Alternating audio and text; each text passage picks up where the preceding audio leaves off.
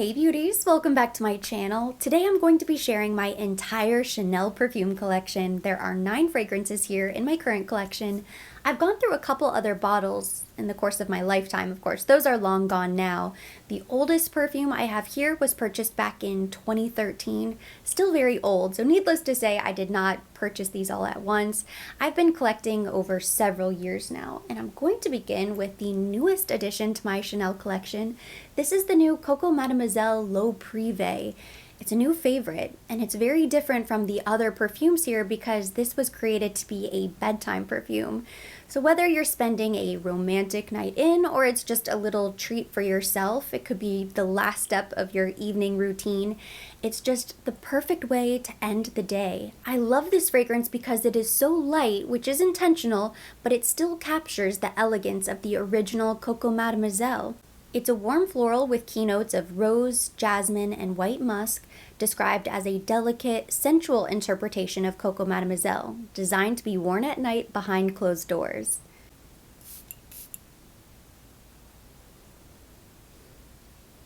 It's so soft and feminine. I love how fine the mister is because you don't have to worry about spraying too much. I know it's meant to be a sensual fragrance, but it's definitely an evening in fragrance.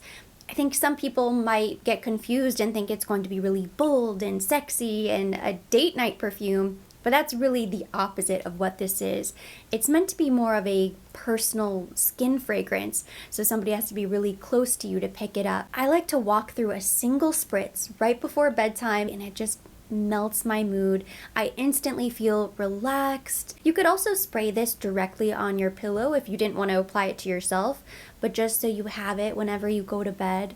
Or you could spray this on your masks as a light little refresher so that your mask smells really nice throughout the day. I'd like to see Chanel come out with more of their fragrances in this new interpretation. It's so versatile.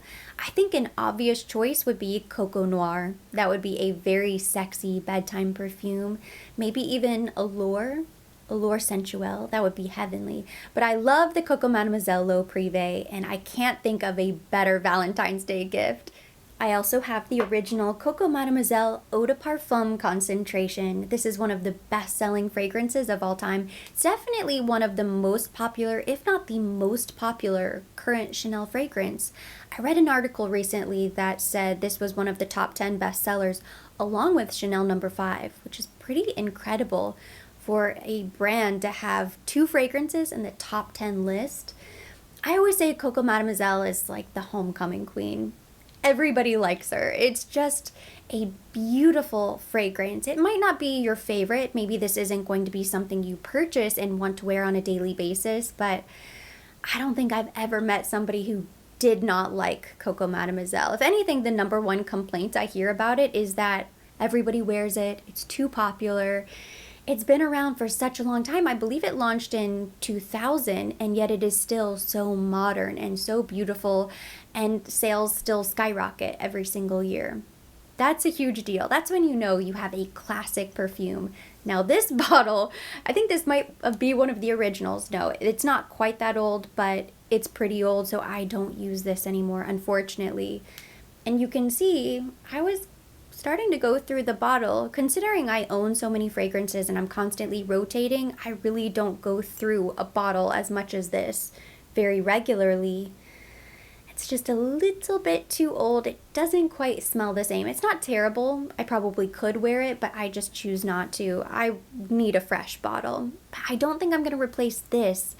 I really like the new Intense version, so I think when I do finally decide to pick up another Coco Mademoiselle, I'll go with the relatively new Intense. A sure sign of this fragrance's popularity is the fact that Chanel has this available in so many different sizes, all of the ancillaries, and they're continuing to bring out new interpretations and just expanding the franchise. Continuing with the Cocos, here I have Coco Eau de Toilette.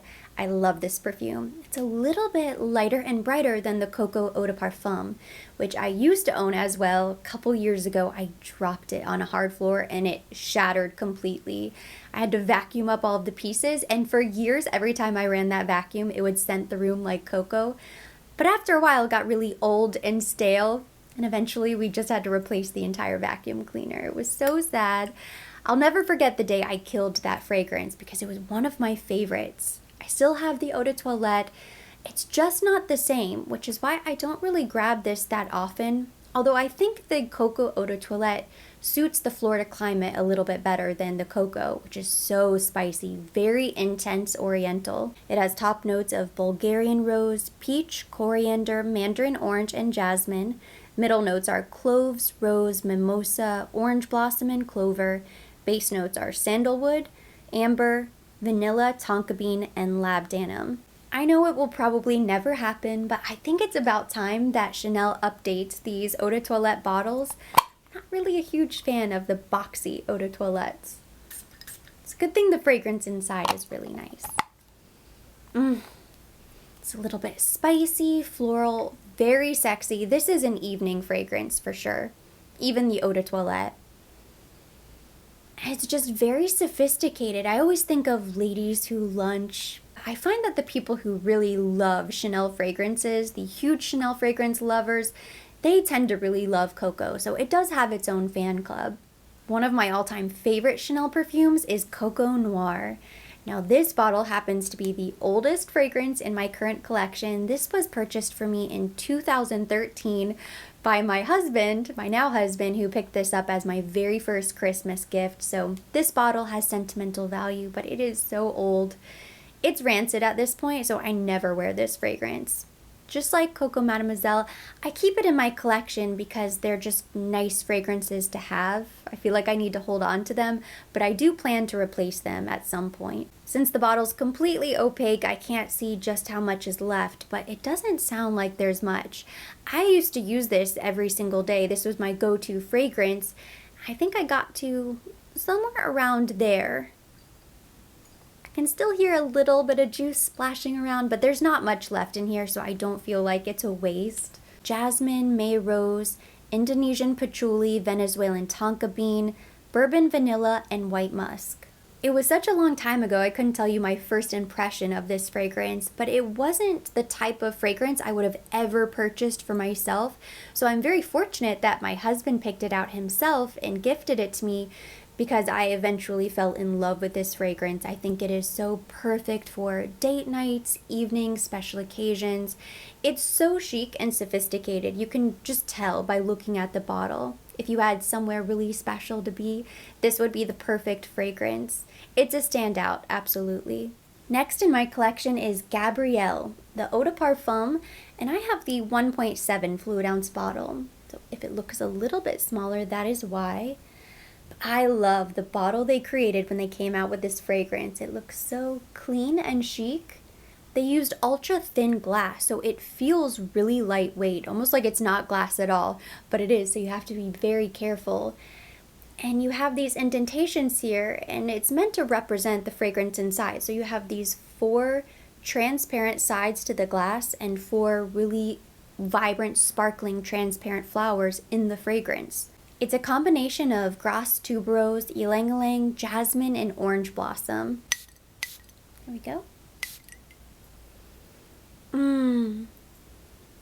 It's so pretty. I always forget about Gabrielle because it is a classic floral. I just don't really pick this up that often, but I really like Gabrielle. I know some people really like it, some people don't. A lot of people I've heard from were kind of disappointed with this fragrance, but not long after they came out with the Essence. I think most people prefer the Essence to the original. I love the Essence. They heightened the tuberose and maybe the jasmine, so it's a bit creamier, a little bit more sensual. It's just a more interesting fragrance. It's still a floral, but they just changed it enough so that it's really special. Another one of my favorites is Paris Venice. This is part of the Les Eaux collection. They are all eau de toilette concentrations. And when they first launched, you could only get them in this larger bottle size. This is a 4.2 fluid ounce bottle. Now I believe you can also purchase these in a 1.7. They might have added another size. It is nice to have options, but I love this large eau de toilette. They made the bottle really comfortable to hold in your hand, so you can just spray all over the place and go crazy. Paris Venice is so different from the other fragrances in this collection, which they were all inspired by watery destinations that are important to the House of Chanel. The other fragrances in the line are really fresh, green, aquatic, but Paris Venice is a little bit softer, kind of powdery with a hint of vanilla. It is so special. It launched in 2018. It has top notes of orange, lemon, petitgrain, bergamot, and pink pepper. Middle notes are iris, neroli, ylang-ylang, rose, and geranium. Base notes are tonka bean, vanilla, white musk, orris, violet, and benzoin. So pretty. I love this fragrance. Paris Venice is nice anytime. I do think it's really beautiful for fall winter as a daytime fragrance because it kind of has the notes that you would typically find in a really deep, heavy fall winter fragrance, but it is so light and airy. So you could wear this as your daytime fragrance for that time of year. But I also think you could wear it for spring, summer. It's just beautiful. Transcends season. You can wear it anytime. It's so light and fresh. It's never offensive whatsoever. I know most of us are working from home, but if you were to return to the office, I think this would be a perfect daytime office fragrance. Some people like to wear fragrance to the gym. I know the thought of that is going to drive some people crazy, but I do think this is the type of fragrance that you could get away with wearing to the gym because it is so light. Someone would have to be really close to you to really pick up on it, and you would just smell really good. It's never an inappropriate fragrance. Next up is the twist on the classic. This is number 5, Low. I remember when this came out couple years ago, I think it was 2016, it was supposed to be the reinvented, reimagined version of Chanel No. 5, the modern interpretation. I think they did an incredible job. I really like Low. I never really hear that many people talk about it. I'm not quite sure it really took off the way they were hoping. It was created by Olivier Polge. Top notes are aldehydes, lemon, neroli, mandarin, orange, bergamot, and lime. It has middle notes of ylang-ylang, jasmine, and may rose.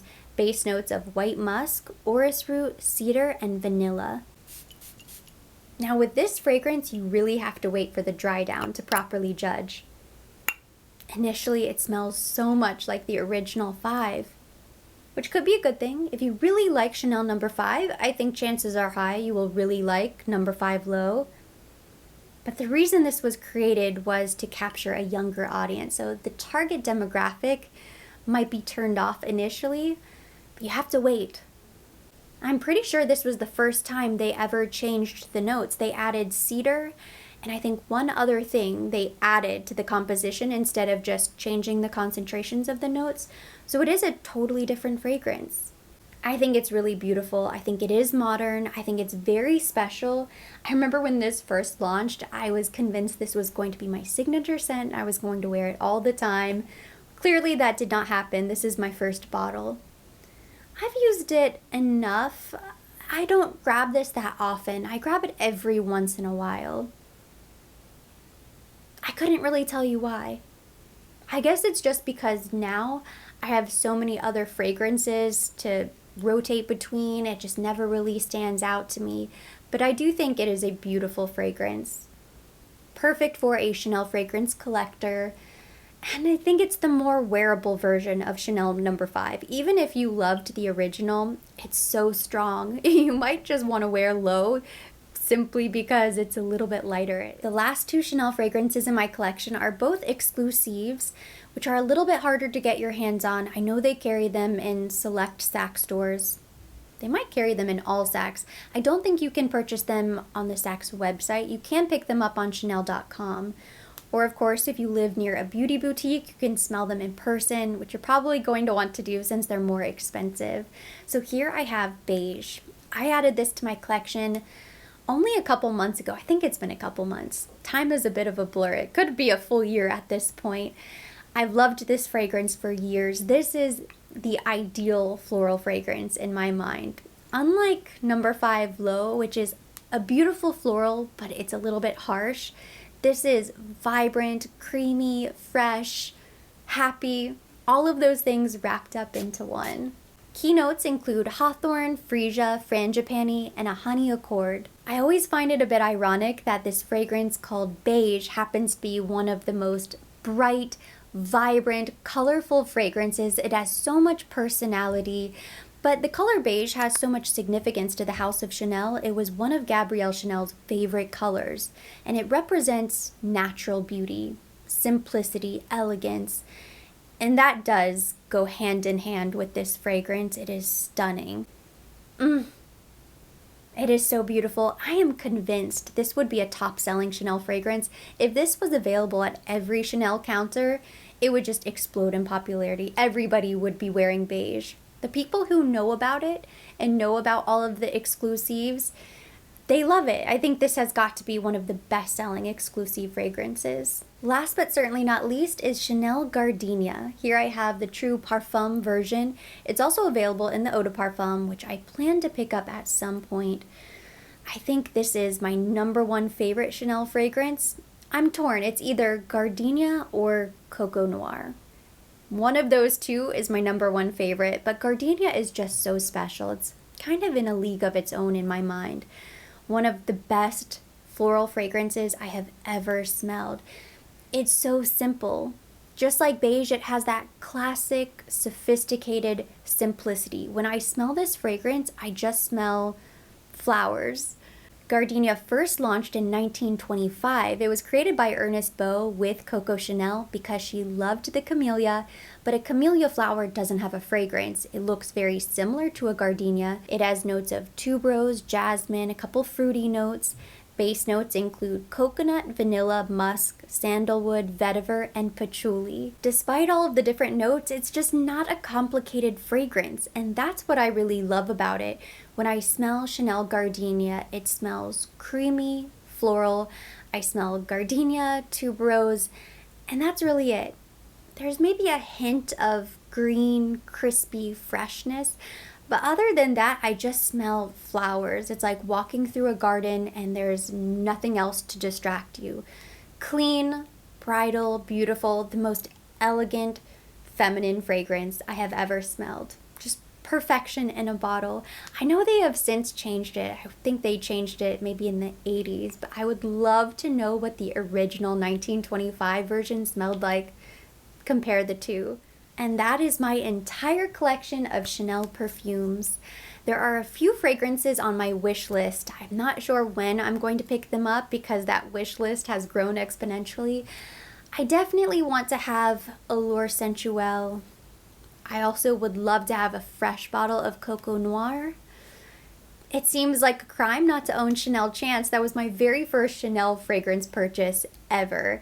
So there's a lot of nostalgia there. Of course, I've gone through a Chanel Chance. I've gone through Otandra.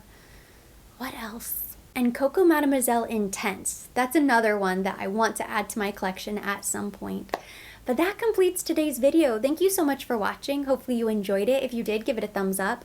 Leave me your comments, questions down below. I would love to hear about your Chanel fragrance collection if you have any favorites. Drop me a comment. We'll keep the conversation going there. As always, I will be linking everything mentioned. Everything on my face will be down below in the description box for your convenience. And for more videos like this, don't forget to subscribe and hit the notification bell.